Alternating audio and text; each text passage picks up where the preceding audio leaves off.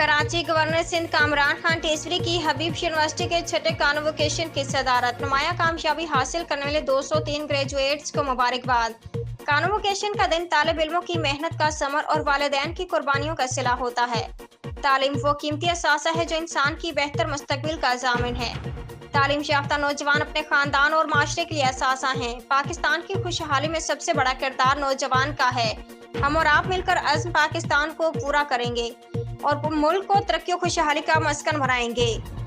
तरक्की और खुशहाली में तेजी लाने के लिए हमें नौजवानों की सलाहियतों से फायदा उठाने की जरूरत है। आज पाकिस्तान तारीख के एक अहम मोड़ से गुजर रहा है।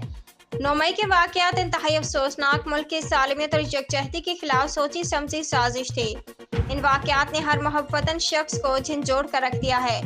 पूरी कौम अपनी मुसल्लह फवाज के साथ खड़ी है, क्योंकि शोहदा की कुर्बानियों के बायस ही पाकिस्तान कायम है। यही वक्त है कि हम माजी के फैसलों से सबक हासिल करते हुए एक बेहतर मुस्तकबिल की बुनियाद रखें। हमारे नौजवान मुश्किल वक्तों में बेहतरीन कारकर्दगी दिखाने की मुकम्मल सलाहियत रखते हैं। हमारे नौजवानों ने मुश्किल तरीन हालात और इंतहाई कम वसाइल होने के बावजूद हर शोबे में पाकिस्तान का नाम रोशन किया है। गवर्नर सिंध। उम्दा में पकाएं और जी भर के खाएं।